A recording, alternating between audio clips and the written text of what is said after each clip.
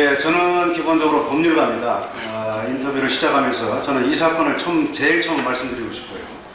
아시겠습니다만은 조국 전 법무부 장관 사건, 또 유재수 감찰 무마 사건, 또 울산시장 사건에 대한 청와대의 개입 의혹 사건, 이런 사건으로 우선 말씀을 드리고 싶어요. 이 사건을 보면은 정권 실세에 대한 수사를 하자 자기들의 잘못을 조사하는 검찰을 개혁한답시고 윤석열 검찰총장의 참모들을 전원 인사조치했단 말입니다.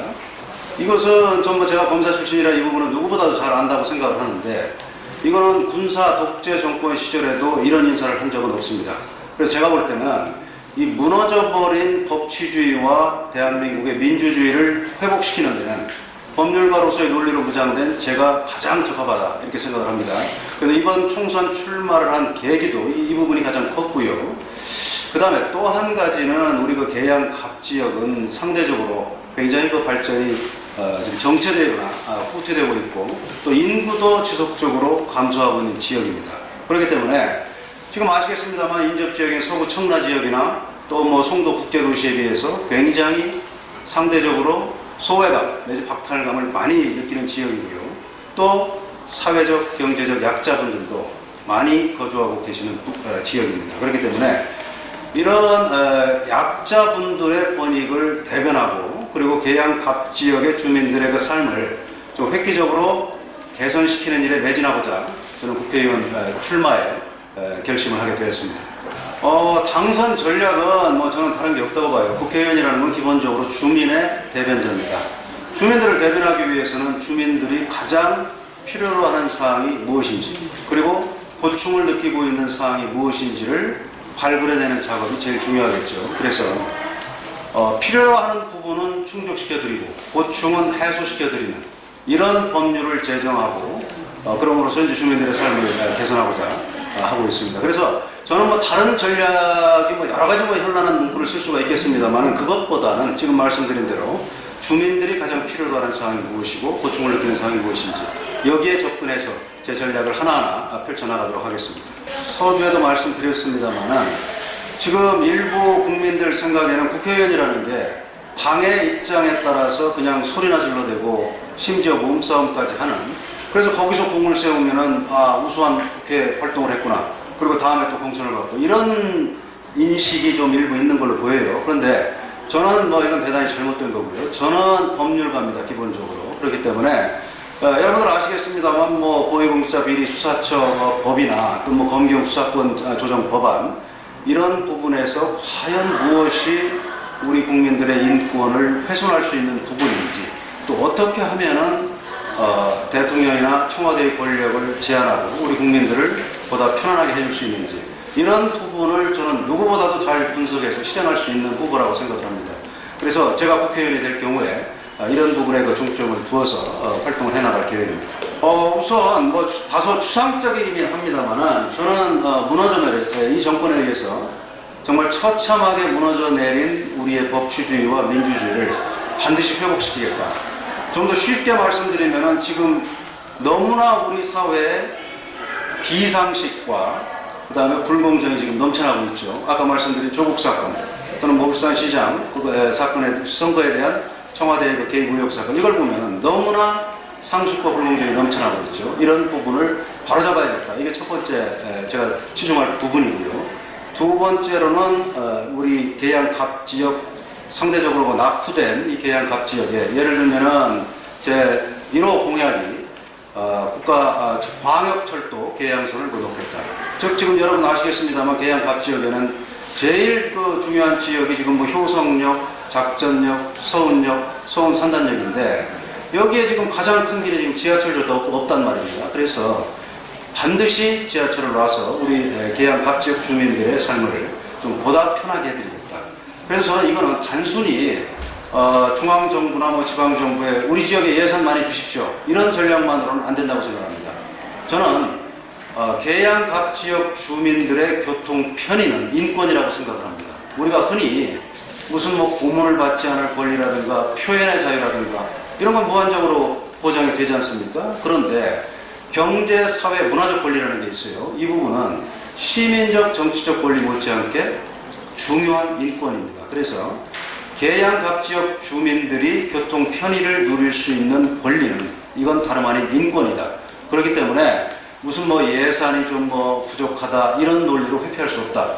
이렇기 때문에 이런 논리를 가지고 중앙정부를 설득해서 반드시 우리가 계양갑 지역의 주민들의 교통 편의를 획기적으로 향상시키도록 하겠습니다.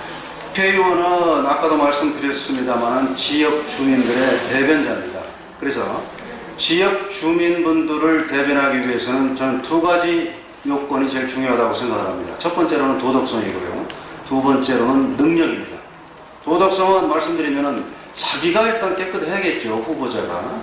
자기가 무슨 뭐 수사를 받고 있거나 재판을 받고 있거나 또는 뭐 유죄 판결을 받았거나 이런 경우에는 거기에 정신이 팔려서 뭐 주민들의 이익을 대변할 시간이 없겠죠. 그렇기 때문에 이런 부분에서 저는 어느 후보보다도 강점이 있다고 생각을 하고요. 그 다음에 두 번째로는 능력입니다. 저는 뭐 법률가로서의 논리, 그리고 제가 외교관 생활을 하면서 국제무대에서도 다양한 협상의 경험이 있습니다. 그리고 저는 검사를 하면서도 검찰의 영역에만 머무르지 않고 시에도 파견 나가봤고 또 심지어 우리가 월드컵 개최를 했을 때는 월드컵 조직위원회 법무실장으로 제가 근무를 하면서 정부의 중앙정부죠. 중앙정부의 각 부처에서 파견 나온 공무원분들 또 민간 부분에서 오신 분들하고 다양하게 소통하고 화합하면서 업무를 수행한 경험이 있습니다. 그래서 이런 경험을 살려서 국회의원도 마찬가지라고 생각을 합니다. 사회 밖의 각층의 다양한 이해관계를 경청하고 분석하고 조정안을 내고 그렇게 함으로써 주민들의 삶을 획기적으로 향상시키는 데 매진할 수 있다. 그리고 무엇보다도 저는 이런 경험이 있기 때문에 이런 일을 잘할 수 있는 후보다 이렇게 생각을 합니다.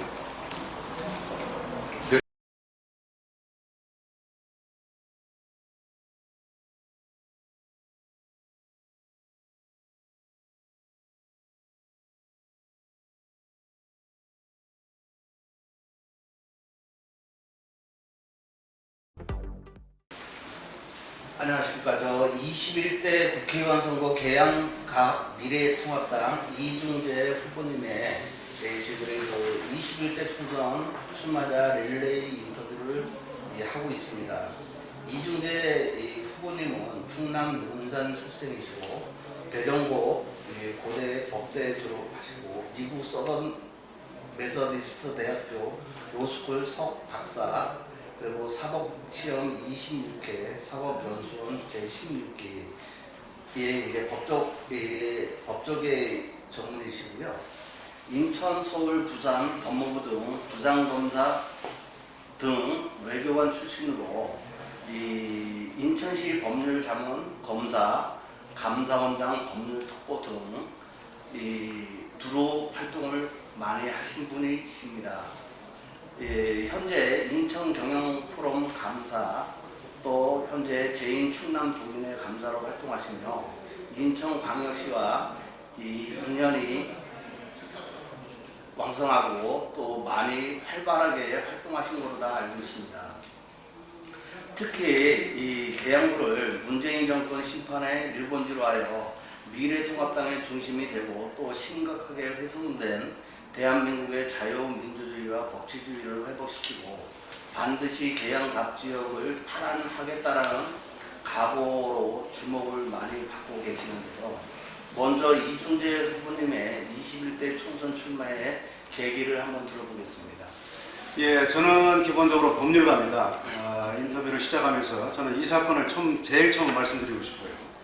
아시겠습니다만은 조국 전 법무부 장관 사건, 또 유재수 감찰 무마 사건, 또 울산시장 사건에 대한 청와대의 개입 의혹 사건, 뭐 이런 사건으로 우선 말씀을 드리고 싶어요. 이 사건을 보면은 정권 실세에 대한 수사를 하자 자기들의 잘못을 조사하는 검찰을 개혁한답시고 윤석열 검찰총장의 참모들을 전원 인사조치했단 말입니다. 이것은 전부 제가 검사 출신이라 이 부분은 누구보다도 잘 안다고 생각을 하는데 이거는 군사 독재 정권 시절에도 이런 인사를 한 적은 없습니다. 그래서 제가 볼 때는 이 무너져버린 법치주의와 대한민국의 민주주의를 회복시키는 데는 법률가로서의 논리로 무장된 제가 가장 적합하다 이렇게 생각을 합니다. 그래서 이번 총선 출마를 한 계기도 이 부분이 가장 컸고요. 그 다음에 또 한 가지는 우리 그 계양갑 지역은 상대적으로 굉장히 그 발전이 지금 정체되거나 후퇴되고 있고 또 인구도 지속적으로 감소하고 있는 지역입니다.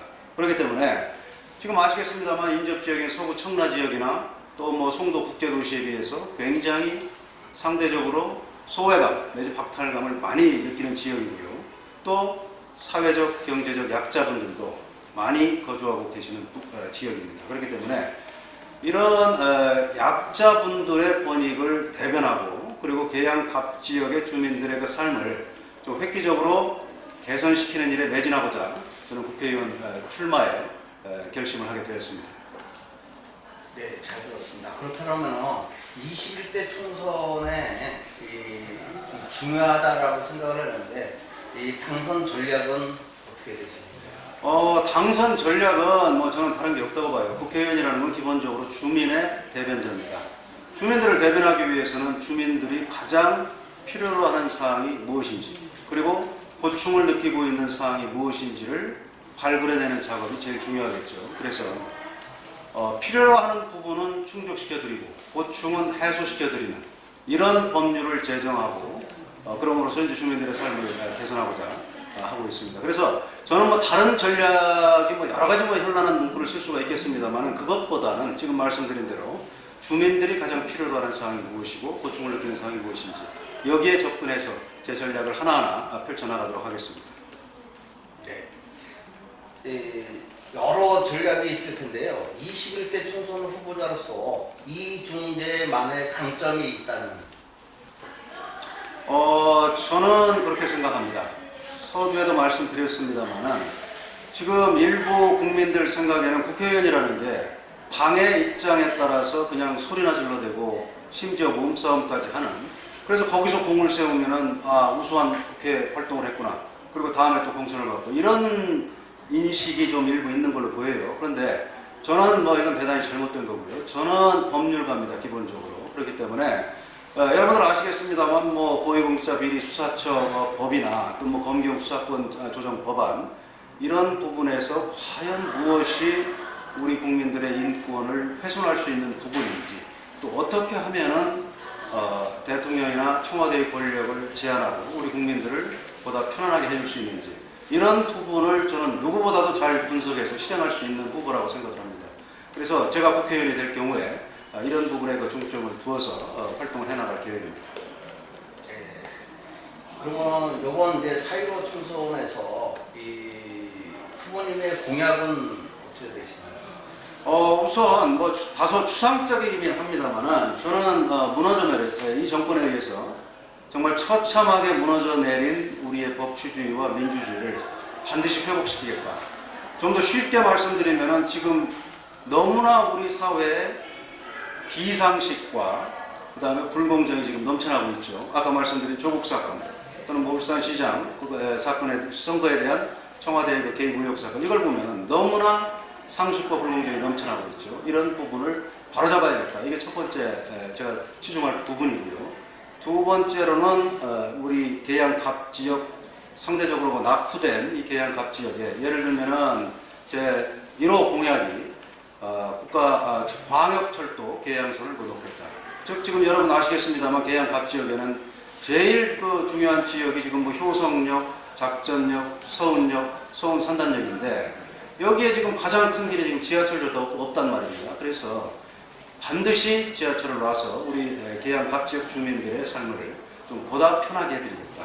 그래서 저는 이거는 단순히 중앙정부나 뭐 지방정부에 우리 지역에 예산 많이 주십시오. 이런 전략만으로는 안 된다고 생각합니다. 저는 계양갑 지역 주민들의 교통 편의는 인권이라고 생각을 합니다. 우리가 흔히 무슨 뭐 고문을 받지 않을 권리라든가 표현의 자유라든가 이런 건 무한적으로 보장이 되지 않습니까? 그런데 경제, 사회, 문화적 권리라는 게 있어요. 이 부분은 시민적, 정치적 권리 못지않게 중요한 인권입니다. 그래서 계양갑 지역 주민들이 교통 편의를 누릴 수 있는 권리는 이건 다름 아닌 인권이다. 그렇기 때문에 무슨 뭐 예산이 좀 뭐 부족하다 이런 논리로 회피할 수 없다. 이렇기 때문에 이런 논리를 가지고 중앙정부를 설득해서 반드시 우리가 계양갑 지역의 주민들의 교통 편의를 획기적으로 향상시키도록 하겠습니다. 네, 알겠습니다. 그럼 뭐 마지막으로 지역 유권자들에게 한 말씀 하신다면. 예. 국회의원은 아까도 말씀드렸습니다만 지역 주민들의 대변자입니다. 그래서 지역 주민분들을 대변하기 위해서는 저는 두 가지 요건이 제일 중요하다고 생각을 합니다. 첫 번째로는 도덕성이고요. 두 번째로는 능력입니다. 도덕성은 말씀드리면은 자기가 일단 깨끗해야겠죠, 후보자가. 자기가 무슨 뭐 수사를 받고 있거나 재판을 받고 있거나 또는 뭐 유죄 판결을 받았거나 이런 경우에는 거기에 정신이 팔려서 뭐 주민들의 이익을 대변할 시간이 없겠죠. 그렇기 때문에 이런 부분에서 저는 어느 후보보다도 강점이 있다고 생각을 하고요. 그 다음에 두 번째로는 능력입니다. 저는 뭐 법률가로서의 논리, 그리고 제가 외교관 생활을 하면서 국제무대에서도 다양한 협상의 경험이 있습니다. 그리고 저는 검사를 하면서도 검찰의 영역에만 머무르지 않고 시에도 파견 나가봤고, 또 심지어 우리가 월드컵 개최를 했을 때는 월드컵 조직위원회 법무실장으로 제가 근무를 하면서 정부의 중앙정부죠. 중앙정부의 각 부처에서 파견 나온 공무원분들, 또 민간 부분에서 오신 분들하고 다양하게 소통하고 화합하면서 업무를 수행한 경험이 있습니다. 그래서 이런 경험을 살려서 국회의원도 마찬가지라고 생각을 합니다. 사회 각계 각층의 다양한 이해관계를 경청하고 분석하고 조정하는 데고, 그렇게 함으로써 주민들의 삶을 획기적으로 향상시키는 데 매진할 수 있다. 그리고 무엇보다도 저는 이런 경험이 있기 때문에 이런 일을 잘할 수 있는 후보다 이렇게 생각을 합니다.